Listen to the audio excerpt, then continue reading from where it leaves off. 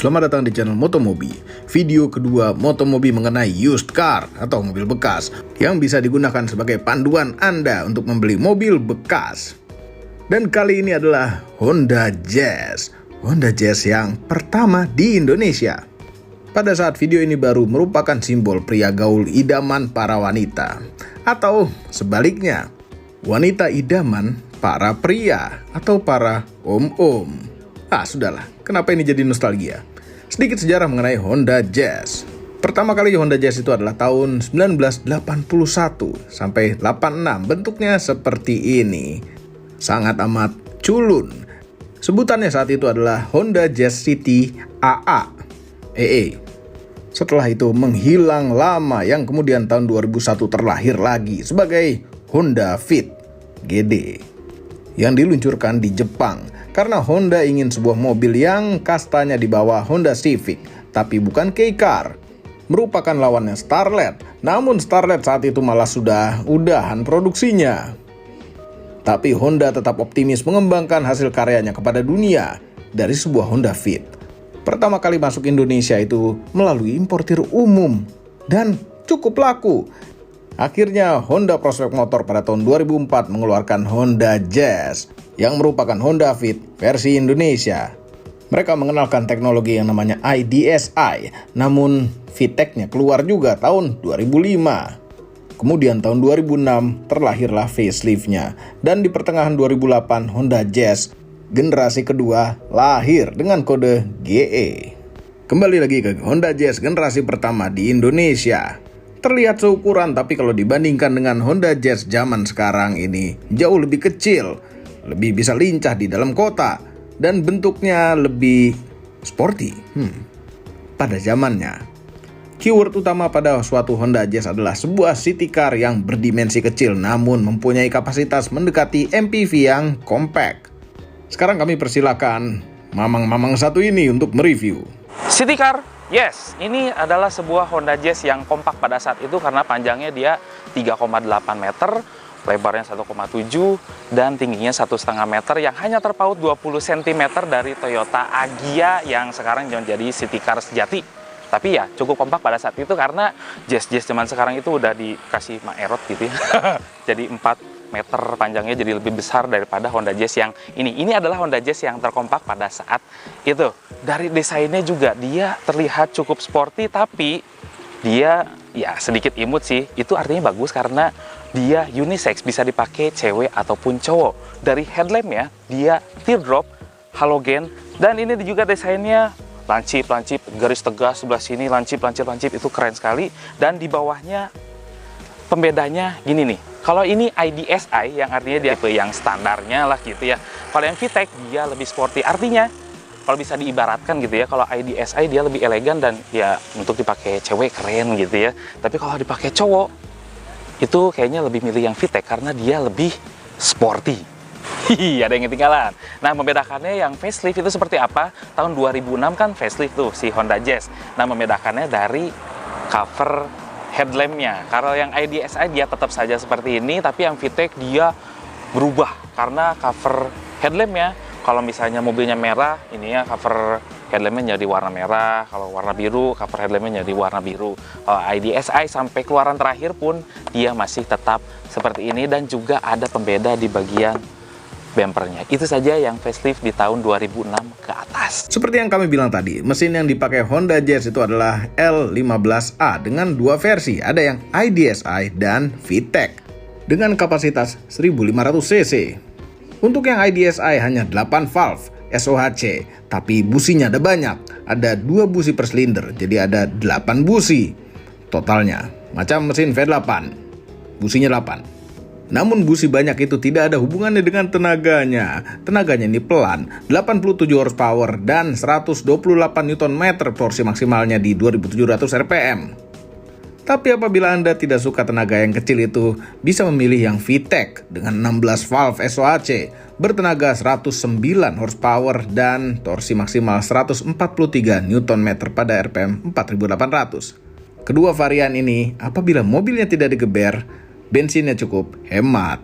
Dan kita juga bisa membedakan antara IDSI dan VTEC-nya di sebelah mana dari body kitnya. Kalau VTEC dia menggunakan body kit, ada tambahan daging pada sini, dan juga bisa terlihat dari antena.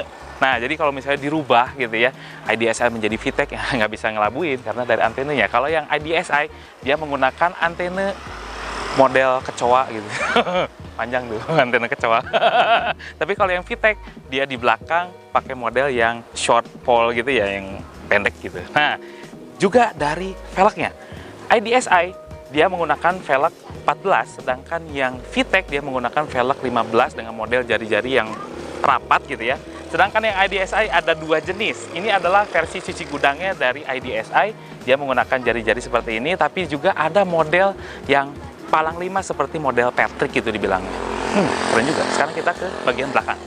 Bagian belakangnya Honda Jazz ini dia tidak terlihat seperti hatchback gitu, malah terlihat seperti MPV. Karena apa? Kaca belakangnya dia nggak begitu landai, tapi dia lurus. Udah dilengkapi dengan defogger, ada kecerutan, what the meaning of kecerutan, dan kita bisa melihat juga ini adalah tipe IDSI yang seperti ini bentuknya. Nah, bedanya dengan VTEC, dia sudah dilengkapi dengan topi belakang atau spoiler belakang, bumpernya juga berbeda, dan bagaimana membedakannya dengan yang facelift? Faceliftnya gampang aja, bisa dilihat dari taillightnya. Taillightnya kalau yang 2006 ke atas, dia sudah LED dan juga penempatan posisinya sudah berubah. Dan di JSGD 3, jangan bilang-bilang siapa lagi lah, karena rumornya pada saat itu, kita congkel aja gitu. Ada titik di atas, ini emas putih, Pak. Jangan, Pak. Oke, dulu ada rumor titik pada huruf J pada Honda Jazz itu adalah emas putih. Namun itu bohong, dan kasihan sekali Honda Jazz di masa itu. Semuanya dicolongin titiknya. Kasihan. Bagasinya ini luas untuk ukuran mobil sebesar ini, bisa menampung koper besar. Namun apabila masih kurang, Honda Jazz masih punya jurus yang luar biasa, yang namanya Ultra Seat. Ada beberapa mode, Utility Mode, sandaran kursi row kedua bisa dilipat rata lantai untuk memuat barang yang banyak seperti piano. Kemudian Tall Mode, kursi row kedua bisa dilipat macam bioskop agar bisa naruh pot bunga atau lukisan yang besar. Tapi bisa juga dipakai untuk lesehan. Kemudian Refresh Mode untuk kaum rebahan, tinggal pasang kaca gelap. Duduk di row kedua, kami merasakan ruangan yang sangat amat lega. Jarak dengkul dengan jok depan itu cukup lega dan headroomnya lega sekali. Tidak seperti duduk di sebuah hatchback, lebih seperti duduk di suatu MPV. Kelegaan suatu Honda Jazz itu karena ruang mesinnya disempitkan sehingga interiornya jadi lapang. Walaupun sebenarnya joknya tipis-tipis dan keras, pakai material fabrik yang kombinasi antara yang kasar agar pantat tidak slip dan yang halus. Walaupun senderannya ini tegap, tapi duduk belakang sini memuaskan. Masih bisa muat bertiga, tapi headrestnya hanya 2 di belakang sini. Oh iya, posisi tidur di bawah ini juga kecil, hanya untuk knalpot, dan lantainya ada sedikit kemiringan agar kaki kita bisa nyaman. Sekarang depannya dilanjutkan oleh Ican. Di row ke-1 kayak apa? Nah, saya lihat dulu kuncinya. Ini kuncinya masih batangan seperti ini, dan ini alarm tambahan. Jadi kalau di row ke-1 itu dia posisi nyetirnya tuh kayak widescreen gitu ya. Kita disuguhkan dengan pemandangan yang lebar, dashboardnya turun, dan ini bahan-bahan dashboardnya dia walaupun plastik tapi keras-keras, tidak seperti Jazz zaman now. Nah, dilihat dari bahasa desain ini juga dia bulat gitu, dan dia mengutamakan ke fungsional bukan kepada artistik yang ya sekarang sih Jazz sekarang kan udah lebih ke artistik, tapi ini lebih fungsional. Karena apa? Tempat penyimpanannya banyak, Pak. 1, 2, tuh di bawah juga ada, dan ini bisa dilepas. Jadi kalau mau dibersihin tuh gampang.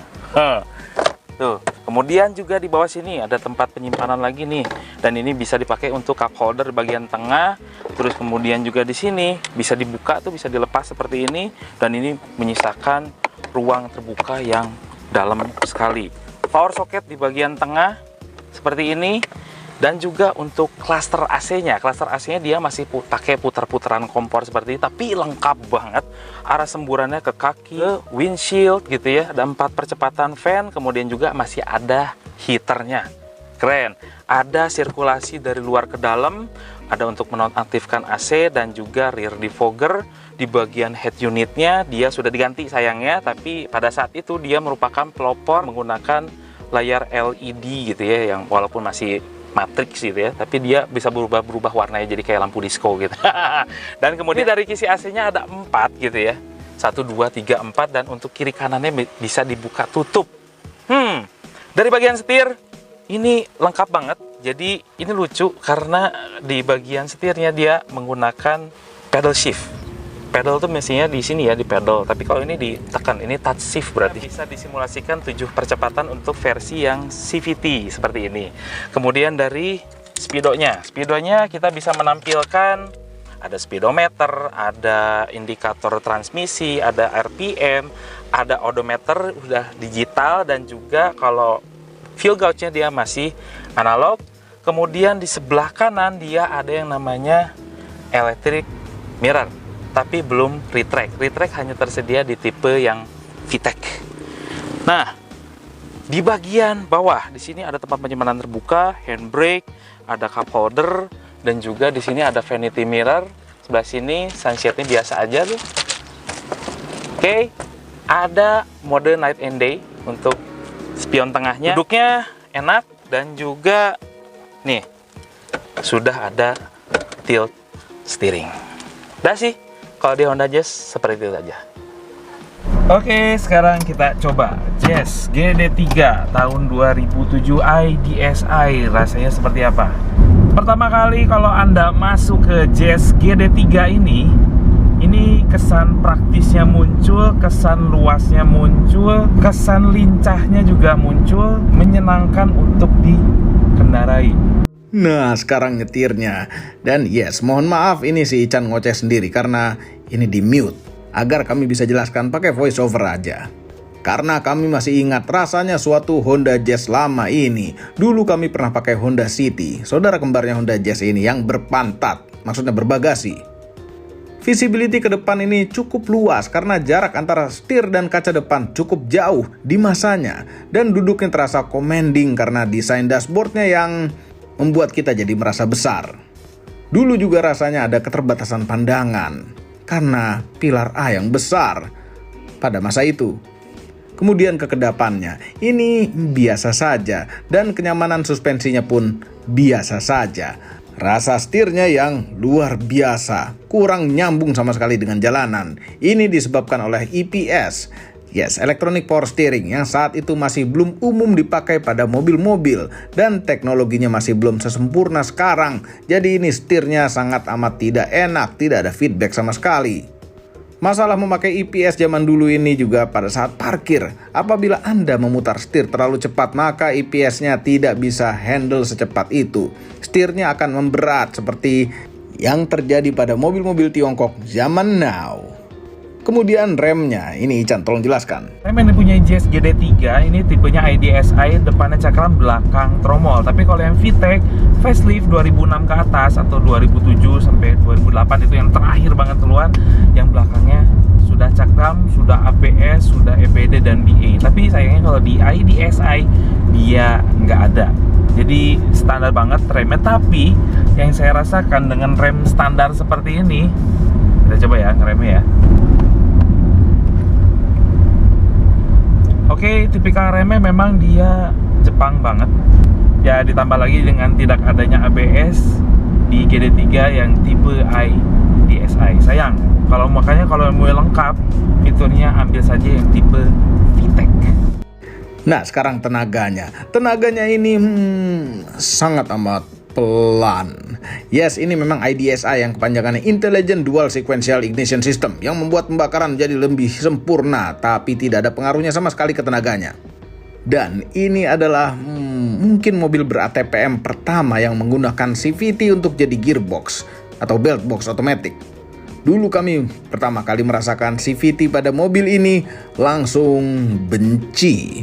Mobil serasa tidak nyambung dengan roda, responnya pun lambat, dan benar-benar membuat mobil pelan menjadi lebih pelan lagi. Tapi keunggulan suatu CVT adalah kehematan. Asal tidak digeber-geber, CVT merupakan pilihan transmisi terbaik untuk urusan penghematan uang bensin, yang sisanya bisa dipakai jadi uang jajan. Overall, mengenai Honda Jazz ini, dulu merupakan pilihan utama para mahasiswi dan bahkan mahasiswa karena kompaknya. Namun sekarang bisa juga jadi pilihan Anda yang punya budget LCGC namun ingin yang lebih enak dari Ayla atau Sigra. Untuk urusan harga dan tips yang mesti diperhatikan apabila memilih Honda Jazz tua ini, kita kembalikan ke Ican. Dari harga jualnya dia semakin dilirik karena dia semakin terjangkau pada saat ini, yaitu dimulai dari yang tertua sampai yang termuda, dari tipe varian yang IDSI sampai VTEC.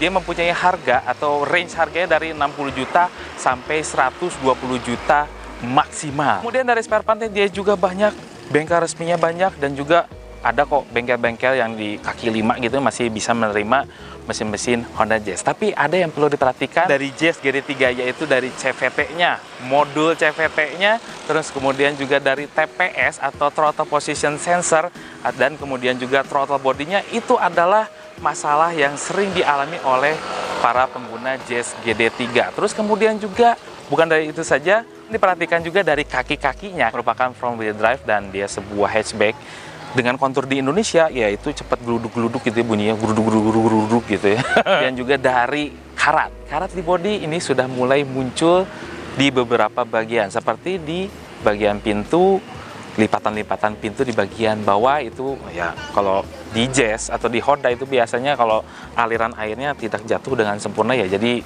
beberapa titik karat sudah tersedia di Honda Jazz GD3. Semua ini adalah opini pribadi saya dan Ican, reviewer pada video ini, yang punya channel sendiri namanya Aspros Auto. Video ini tidak atau belum dibayar oleh siapapun atau apapun yang terlihat pada video ini. Jangan lupa tekan tombol jempol ke atas, subscribe channel Motomobi, Omobi, dan Mes Mobi apabila belum, berikut dengan tombol loncengnya.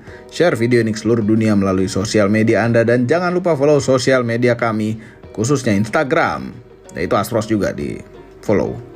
Terima kasih telah menonton.